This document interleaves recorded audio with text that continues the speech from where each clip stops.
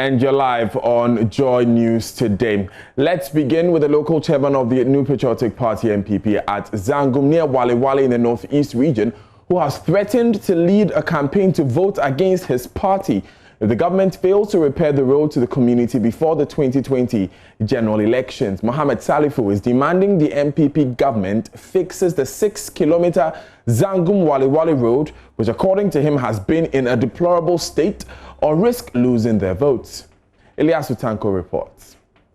Already in poor state, the onset of the rains coincided with the spillage of the Bagri Dam have left several major roads across the region flooded, littered with potholes and impossible for lorries and trucks to traverse.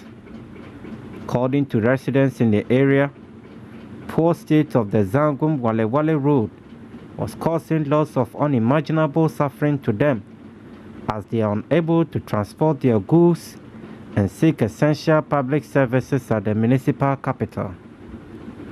The residents say they are always compelled to organize communal labor to put the road into good shape whenever the situation gets out of hand and traveling on the road is impossible. They add that the nature of the road has caused several accidents to motorists and affected economic activities in the area. Now they say they are tired and need government to pay immediate attention to fixing the road or risk losing their votes. Here is the local chairman of the ruling party.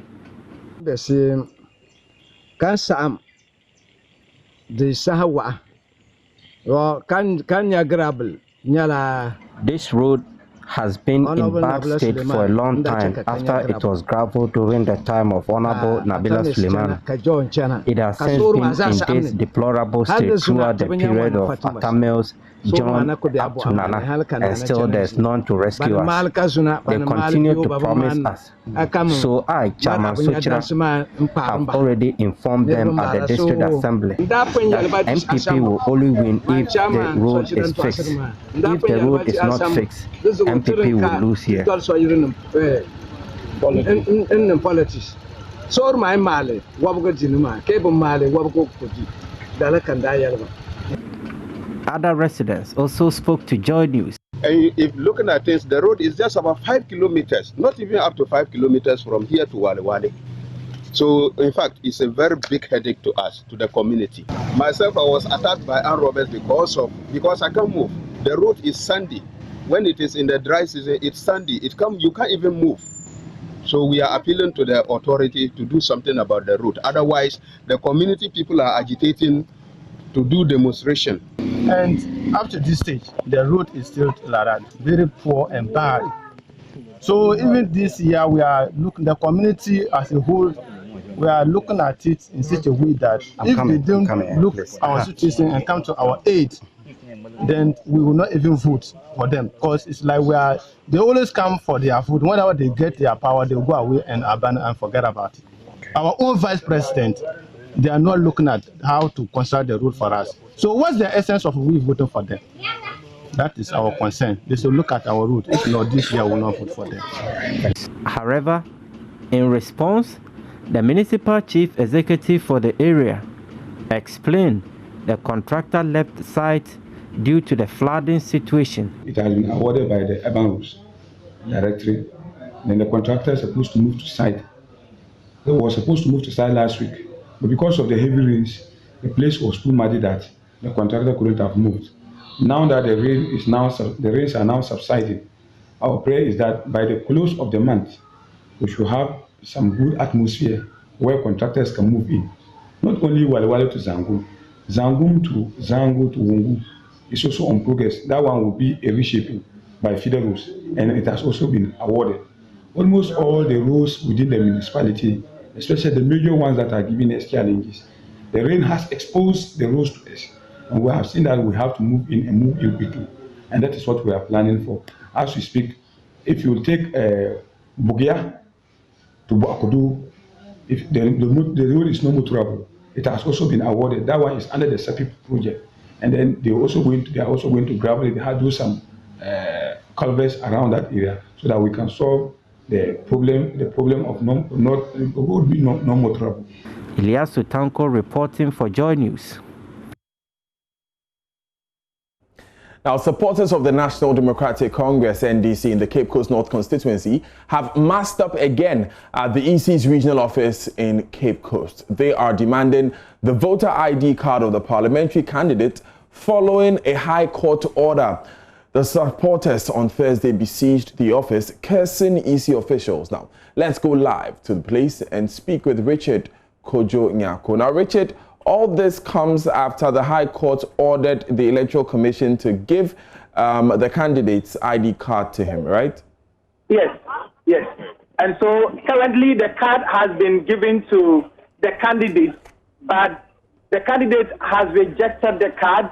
They said that there is still an error on the face of the document, and so they should stick to what the court is asking the EC to do, to register the candidates again. And so about 30 minutes ago, the card was handed over to the candidates, but they have issues about it, which they raised it with the Electoral Commission regional officers here. So she's asked them to put it into writing so that they will be clear in their mind what exactly they are demanding of the Electoral Commission. I've got the Constituency Secretary of the National Democratic Congress for the Cape Coast North here, Peter Simon Jeche here. Tell us what really transpired in your meeting with the EC regional chair.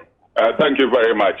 Just about 30 minutes ago, the regional director and his district director handed over the card, the voter registration card of Dr. Kwamina Mintanyaku to us. But we have some few issues because during the exhibition, we visited the center. They did not allow us to look at his name there. They told us that his has been disqualified. But information reaching us indicate that indeed the name was there, a red pen had been used to cross the name, and then across it also was disqualified. What we are asking is that we do not want a situation where the time comes for him to file only to have this problem again. So the EC must go into their system. We will also look into their system to find out if there is any negative report attached to the registration of Dr. Kwamina Mintanyaku. If there is, then it should be done away with. If there is none, then we can take it. If not, they should enforce the court ruling by registering the man. That will mean that maybe they will have to discard the whole information that they have about him in their system and put in a fresh information and issue him a new voter ID card. After this is done, you are not going to leave the premises of the Electoral Commission today? No, we have told them that we are at the gate. You see our people here. We are not going to allow anybody inside the offices to come out until we get what we want from them. You know, we do not trust this Electoral Commission. We do not trust them. So before we leave here, we must be very satisfied that we are going home with our candidate. He's a registered voter with no problems, and he has his voter ID card, which he can use to fill his nomination form. Thank you very much. So, Daniel, you heard me speak with Peter Simon Jeche, and he is the Constituency Secretary for the NDC in the Cape Coast North constituency. And as I speak with you now, the crowd, they are still piling. People are trickling in their numbers, and they are dancing to some music that are being played at the frontage of the EC regional office. Has the Electoral Commission addressed the gathering? No, they have not addressed the gathering. In fact, they've been holding a series of meetings with the candidates and the NDC leadership here. And so they have not really come out to address the gathering that are massing up at the precinct of their office. Thank you, Richard Kojo Nyako, for that update from Cape Coast. We move to other parts of the country, and Asin Central MP Kennedy Japan has petitioned the Chief Justice Kwesi Eni-Yeboah, alleging that the judge hearing his contempt case will be biased if he proceeds with it. He therefore wants the case to be halted. The legislator risks a possible jail term or fine should he be found guilty of contempt. High Court Judge Amos Wuni dragged the MP before him, demanding that he justifies why he should not be severely punished for comments made regarding a pending case the court deems to amount to contempt. We'll go to that story a bit later. Now, about 20 persons have been arrested by the combined police military team deployed to ensure the protection of lives and property at Japan in the Volta region following the blockage of Japan and Pong roads by persons believed to be members of the Western Togoland separatist group, the Homeland Study Group. Now, the group wants the Volta region to be an autonomous country known as Western Togoland. Members of the secessionist group in the early hours of today blocked major entries into the Volta region. Most passengers traveling to areas in the Volta region, including Tifle, Chopoli and Japan, were left stranded as a result of this development. Sogakope, this is the Sogakope barrier.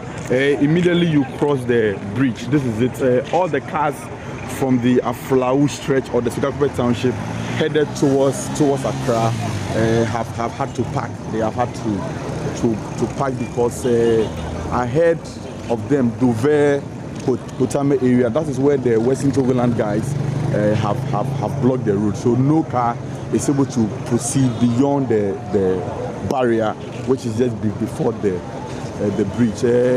I've spoken with a few guys and they have indicated that the police are even helpless. The police do not want to disperse the crowd by shooting anyone. So they are just watching them do their own thing. But the video you see now, so you can see the cars. The video you see now is at the Sogakope barrier. So if you can see, it's a very long stretch. So this is the Sogakope barrier. This situation here is chaotic. All the cars from Aflau, Akachi, Joje headed towards Accra are not able to move now. They have all had to park at the Sogakope barrier or the toll booth area. The police seem helpless. They seem helpless because the guys from Western Togoland have blocked the road, I understand, around the Dover Kotame area. That is where the blockage has happened. So the cars are not able to proceed beyond this point. So this is it.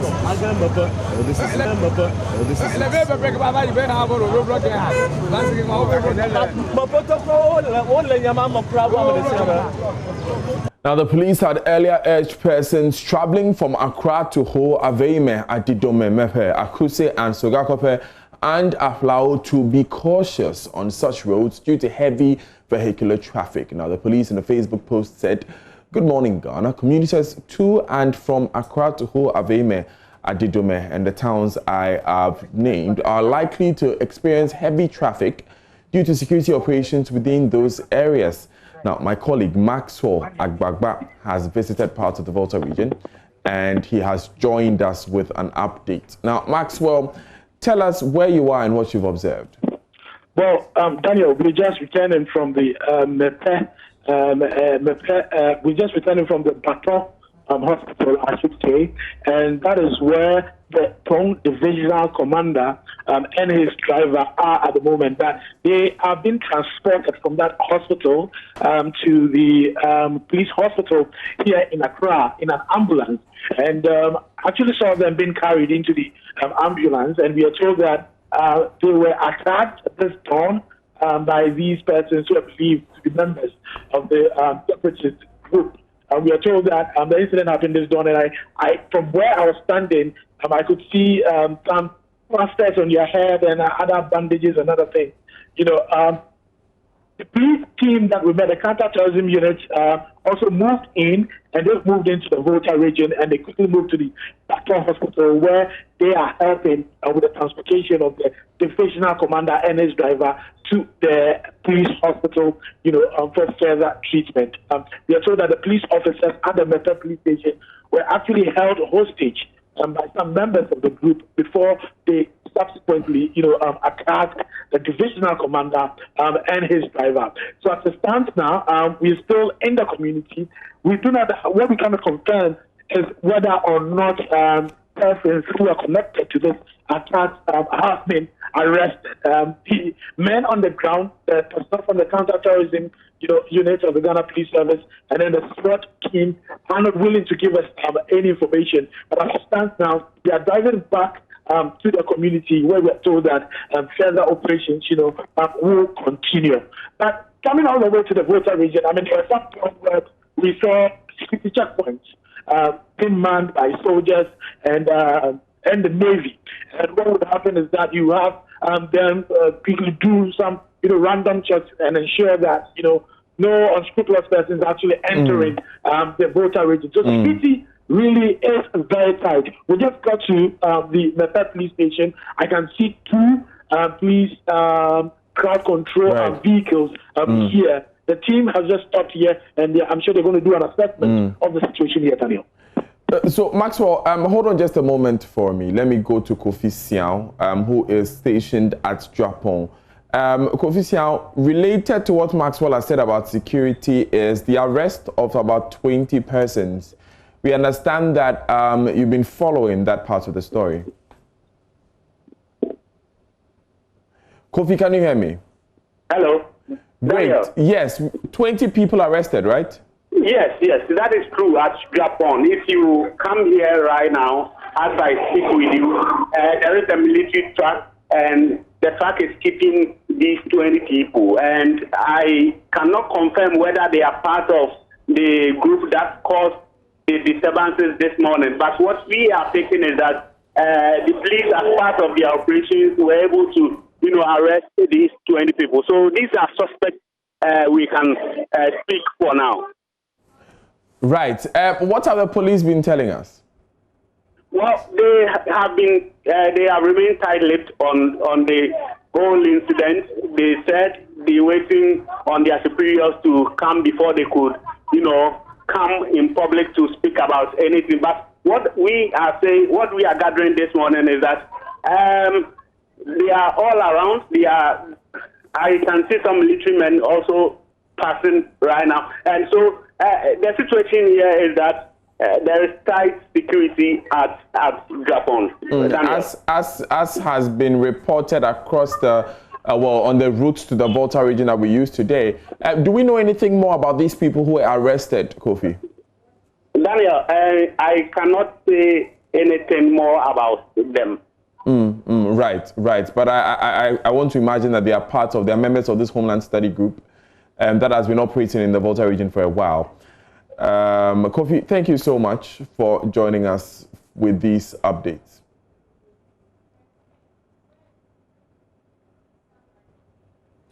Now, a few months ago, there was a critical operation in the Volta region where members who were said to be training for this Western Togoland army were arrested by our military officials, and a member of our security desk, Fred Smith, was with the team that arrested these persons. So Fred is currently on the line.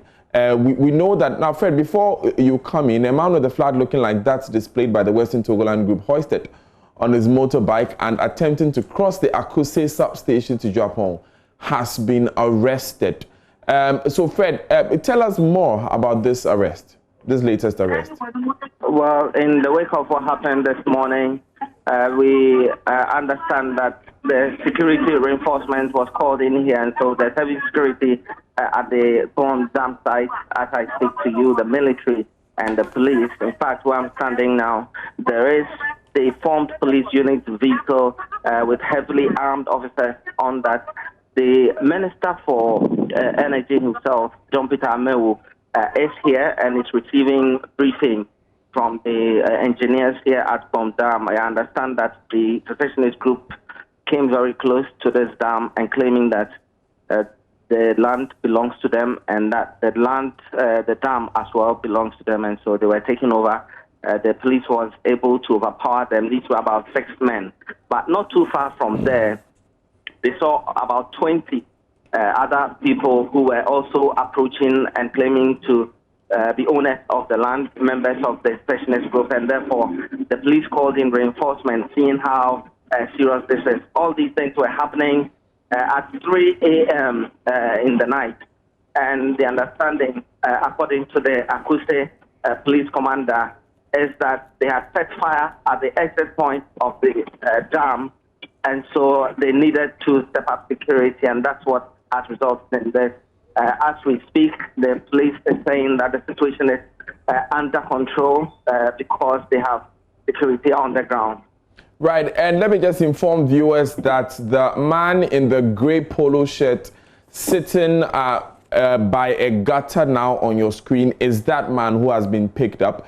Fred, so what you see there is actually on top of the dam itself. That's how close this man got to.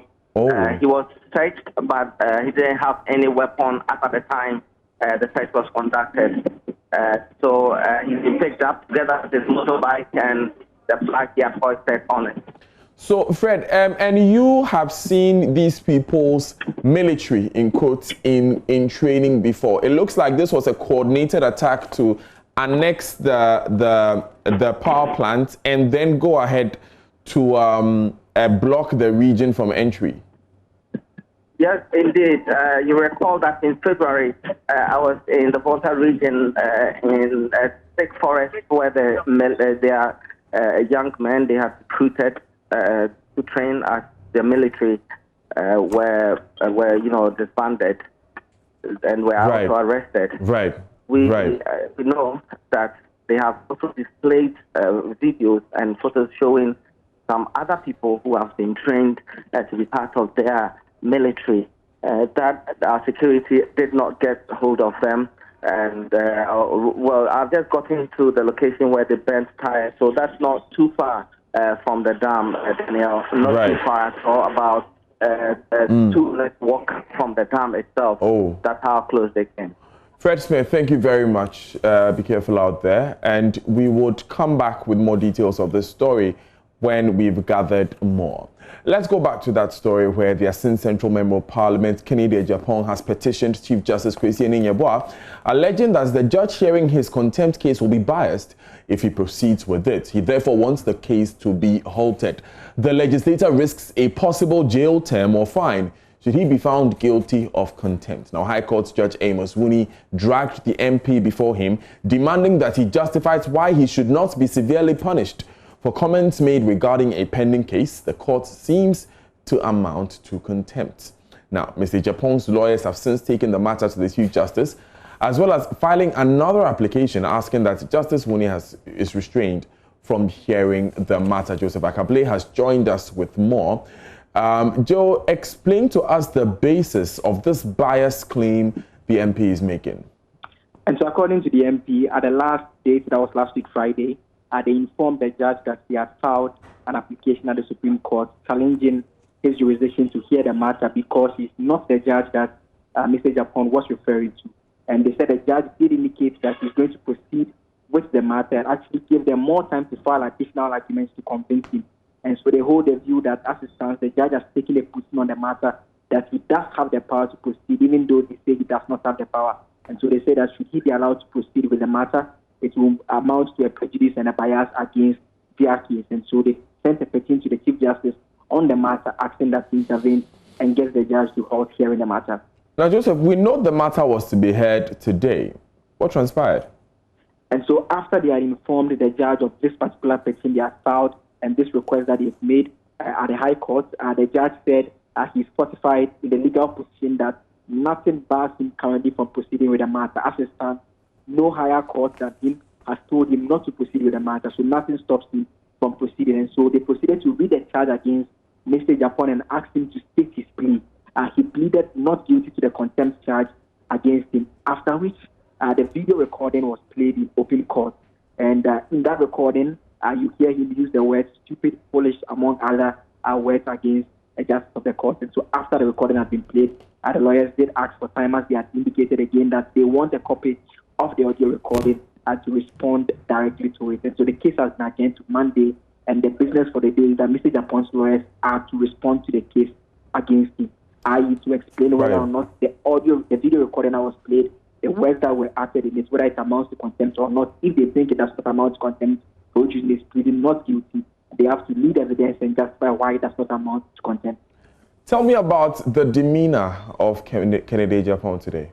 He was calm all through proceedings, and should I say, unfortunately, for the wearing of the mask, it's very difficult to read people from just their eyes. But the courtroom was, there was definite silence when the video recording was played on the loudspeakers, to the extent that at the point it could even be heard by those who were outside the courtroom and in the corridors. So they had to even minimize the volume a bit, but it was quite more or less that of anxiety and people looking forward to what exactly will happen. Heavy security presence here, right from the court premises itself to the front of the entrance, all the way to the law court complex, the compound. A lot of policemen all coming in here to provide security here. Thank you, Joseph. Now, my colleague Manuel Cranting has been speaking to a few of us here at the office as we sported our new multimedia at 25 cloth. Multimedia is 25, and you can see George Addo Jr., the guys taking nice, beautiful pictures in commemoration of that big day. Today we're, unveiling our cloth. You can see what I'm wearing. And George, I could join them to take a quick one here. Yeah. We could all show that those 5 fingers say cheese. Yes. So George, let me start with you. George, what's been the story? What's the joy story for you? I think it's been a story that I've been living to learn a lot about, really. As a young man, I listen to Joy FM. Through my days at JoyNews, I hope to be here one day, and I find myself here, and I'm happy to be part of the story. So I'm just so excited about having this wonderful anniversary, 25 years, with what we've been able to give to our listeners and our viewers, but more importantly, what we can do going on in the next years. We are hoping to give you even more and give our very best. It's such a wonderful time. Such a wonderful time. Well, did we all wish to be here at one point at university? Great. What's your story? Just said that, in his days at the University of Ghana, he was wishing and hoping to be here. He got here eventually, and that's it for him. It's the same path. I'm so excited. So, it's so amazing to be part of this joy. 25 good years is not easy. To be a part of Multimedia Group Limited, you will learn a lot. We have learned a lot. I myself, particularly, have learned a lot, and I'm hoping to learn more and to, give more to our viewers and listeners. We love you all. It's 25 years. We have joy. We are so much grateful for, being with us all the time. Thank you. Right, you're live on Joy News today, and I am grateful for all of you because you give us a job to do when you watch us and you listen to us and you follow everything that we do. Still live on Joy News today. Now we will take a quick breather. Daryl Cow is next with business.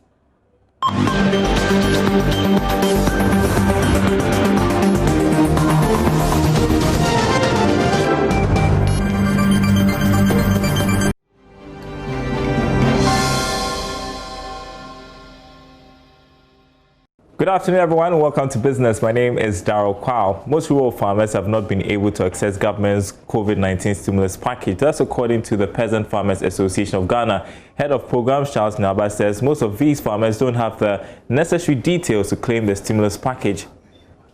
That's one of the major challenges that we are facing. And we think that with this platform, it will make it easier for anybody to want to actually reach to the grassroots, to the farmers, to be able to connect to that. If you look at the stimulus package, it's good because the COVID-19 has actually affected majority of farmers. But at the end of the day, they are not getting. The mere fact that you need to have your businesses registered, you need to have a TIN number, you need to have proper records before you are benefited from that facility, has already cut the farmers out because they don't meet those criteria. So the support rather goes to traders, and some of these traders usually do not target the farmers. They rather go to places like Burkina Faso, Togo, and brought products. For instance, Ghana depends heavily on Burkina Faso for tomatoes. So if you give COVID-19 stimulus package to traders, they go there to buy from Burkina people, whilst our Ghanaian farmers have their produce rotted. So what it means that we are rather giving the package to other country citizens, not Ghanaians. But we are thinking that with GAFAP, subsequently, government should identify these groups who deal or represent majority of grassroots farmers. So if the support were to be channeled to GAFAP, GAFAP would have been able to submit that to the grassroots. So at the end of the day, Ghanaians will be those who would have benefited from that package. But a senior agriculture officer at the Ministry of Food and Agriculture, Kingsley Legiman, has been responding to that. He says they have provided all information about the stimulus package to extension officers to pass on to farmers in every district. We have e-agriculture as one of the initiatives of the ministry. So by that, we are able to disseminate information to extension officers who are located in the respective districts and municipalities, who are in direct contact with the farmers. So the farmers are able to accept whatever information that the ministry is providing through the extension agents or agriculture extension agents. So the farmers are not let out. There is conscious effort to ensure that farmers are provided with the needed information. So the ministry, through its e-agriculture system and the extension system that is in place, is able to get in touch with the farmers. So during this era, this is one of the avenues that we're able to get in touch to provide farmers the needed information to be able to assess those packages that were given out.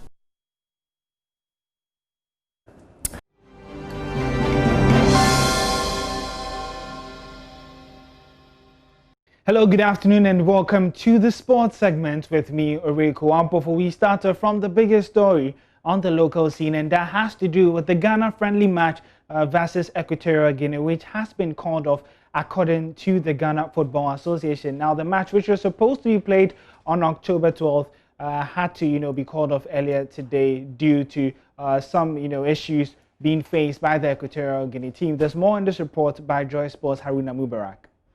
Ghana was scheduled to play Equatorial Guinea on Monday, October 12th, in one of the two friendlies lined up for the team in next month's FIFA international window. The Equatorial Guinea Football Association informed the GFA of the withdrawal on Thursday night, citing new travel restrictions imposed in their country as the reason. The Central African's borders are closed and flights are suspended due to the new COVID-19 rules. The GFA has immediately set in motion an alternative plan to secure another match for the team as they prepare for the upcoming AFCON qualifier against Sudan in November. Blasters gaffer CK Akono is yet to make his debut due to the devastating effects of COVID-19. Ghana leads Group F with 6 points following victories in their opening two matches against South Africa and Sao Tome and Principe in November 2019.